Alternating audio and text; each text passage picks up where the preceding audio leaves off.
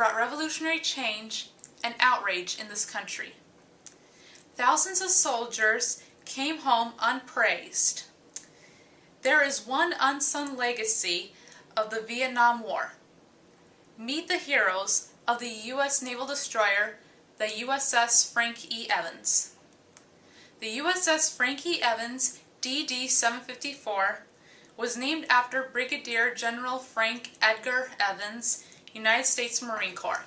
She served in the World War II, the Korean War, and Vietnam conflicts. The Vietnam War was the war that determined her fate. She was sent by the U.S. government to serve and protect their country. The Evans was part of Operation Sea Spirit with 40 ships from other countries. The Operation Sea Spirit was part of the Southeast Asia Treaty Organization, or SEATO. An Australian aircraft carrier, HMAS Melbourne, led the group. In 1969, the USS Frank E Evans supported war troops on a long bombing mission in South Vietnam. The ship stepped out to practice a submarine maneuver with other ships. Then the morning came that determined the fate. On 3rd June 1969, it was a calm early morning and the moon was bright. Most of the crew were sleeping. The Evans and Melbourne ships collided. Tragically, the Evans was cut in half. The ship rolled on its side, split, and the bow sank rapidly. 74 of her crewmen were taken down. The body of Kenneth Glines of Independence, Missouri, was the only one found of the 74 killed. One of the lost 74 happens to be one of my ancestors, Radarman 2nd Class Ronald Arthur Thibodeau. On board the Evans was a father and son, Lawrence John Riley Sr. and Lawrence John Riley Jr. Lawrence Sr. was the survivor, but unfortunately his son was not. 3 of the lost 74 crew members were 3 brothers, Gary Lauren, Gregory Allen, and Kelly Joe Sage. Their story has similarities to the Sullivan brothers' story. They were brothers who all joined the Navy together. One of them, Greg, was married and had an infant son. Greg Sage Jr., like Al Sullivan, had an infant son when he left. They all perished together in the Navy. One difference between this and the Sullivans is there was no kind of fire between the Evans and Melbourne ships. Melbourne crewmen attempted to save lives of Evans crewmen. In the wake of the accident, the crewmen were wakened up into darkness, chaos, and confusion. Of the 273 crewmen on board, only 199 survived. Here is one of the stories from an Evans survivor, Signalman 2nd Class Steve Krause. I had been on the ship for a very short time. I reported on board 14 May 1969 while the ship was providing gun support as support for a Marine amphibious landing. This is my 3rd deployment overseas. My wife Donna was pregnant with our first son, so I was not thrilled to be gone, and I knew I would most likely still be gone when our son was born. When the accident occurred, I had a deep feeling of fear and realization that my life was in jeopardy. At first, my reaction was to get away from the ship as quick as possible. This goes against Navy training. In boot camp, they enforce staying with the ship since for the most part they do not sink quickly. My next thoughts were, how was I going to be found? Keep in mind, it was completely dark. I was alone and had swam a long distance from the ship. I then felt relieved somewhat when I could hear other voices in the distance. There were no casualties on the HMAS Melbourne. All of this left some of the crewmen of the USS Frank E Evans and the Melbourne with post-traumatic stress disorder, or PTSD. They still deal with it today. Here's a story from a crewman on the Melbourne, Ron Baker. To see the forward section of the USS Frank E Evans disappear into the sea was a heart-wrenching experience. To know that there were still men on board exacerbated the feelings of helplessness, disbelief, and horror. Years later, in the 1980s, the Vietnam Memorial Wall was constructed. The idea of this construction was to look and reflect. Many of the Evans crewmen and the families of the lost 74 were shocked by one thing. None of the 74 crewmen who gave their lives to this country were honored with their names on the wall. The reason for this is that the Department of Defense criteria is that you had to die within the war zone and by enemy fire to be put on the wall. The Evans was here supporting combat troops in the war zone and moved here where they collided with the Melbourne. A difference of 100 miles keeps these 74 heroes from being honored. I say there are no boundary lines for heroes.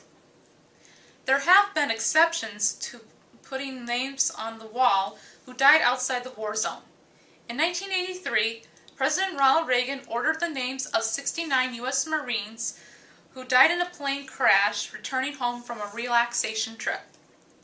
A petition back in 2003, Fairness to All Fallen Vietnam Service Members Act of 2003, Senate Bill 296, was composed.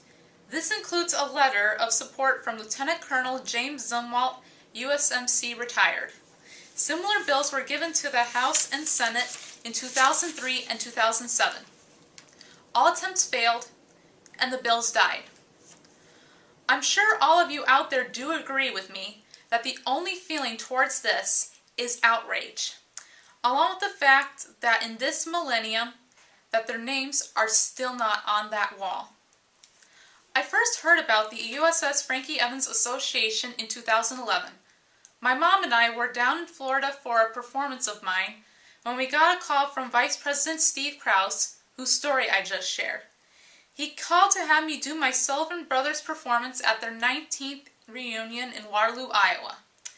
There I met President J.C. Campbell of Texas, Vice President Steve Krause of California, accident survivors, former Evans crewmen, family and friends. I also met Mr. Ron Baker, a Melbourne crewman, who was there on the day of the accident. They presented me with this plaque and made me their youngest member. The book Unsinkable Sailors is a very detailed book written about the Evans accident. The author of this book is Mr. Paul Sherbo, and the publisher of this book is Patriot Media Incorporated, who publishes military stories. Mr. Sherbo described the Evans crewmen as, "I think of the Evans crew as unsinkable in the way they bounce back from tragedy, also in the way that they keep their memories of their lost shipmates afloat. In a sense, the crew sails on forever." The same publishing company gave me the honor of having me to write a book, I Kept My Chin Up. It tells my experiences performing for veterans such as the USS Frank E Evans Association, one of my highlights. I even got to put together a resolution with the help of the Evans crewmen in hopes that this will get the names on the wall. I am also proud to be the president of Junior AMVETS Post 49. Every day the association and their family and friends hope and pray that one day the names of the lost 74 will be put on the wall. I'd like to see my ninth cousin, Ronald Arthur Thibodeau, on there. There have been memorials placed in each hometown of the lost 74. One is called The Missing Panel. After attending and performing at their 20th reunion in Dallas, Texas, I wrote this poem telling the legacy in my reaction to this. The Frank E Evans was a naval ship that did not sail for a luxury trip. It was sent by the government to the Vietnam War to make our nation stronger than before. Oh, why did you turn them down? Oh, why did you make me frown? I don't know why. You made them cry. As a teen, I asked for one thing. Give them great glory. 69, it wasn't supposed to be. Crashed with the Melbourne and sunk into the sea. 74 heroes had lost their lives and went home to God in heavenly skies. Oh, why did you turn them down? Oh, why did you make me frown? I don't know why you made them cry. But as a teen, I asked for one thing. Give them great glory. I met the survivors in Reunion 19. What an honor for a girl just 16. And the thing that outraged me, that worst of all, their names are still not on the Vietnam Wall. Oh, why did you turn them down? Oh, why did you make me frown? I don't know why. You made them cry. As a teen, I asked for one thing. Give them great glory. They say they did not die in the war zone, and by enemy fire to be put on the wall. But how I see it, there are no boundary lines for heroes. No, not at all. Oh, why did you turn them down? Oh, why did you make me frown? I don't know why. You made them cry. But as a teen, I ask for one thing. Give them great glory. All I ask, no, I tell you now. Give them glory, glory, glory. Do it now, lest we forget. Also, a survivor named Bill Tebow wrote a song for the Evans, and it is called Where's the Glory They Deserve. One thing I want to make clear is that no one in favor of this should ever give up. Thank you for watching. This is Hannah Ackerman, and see you next time on History Alive.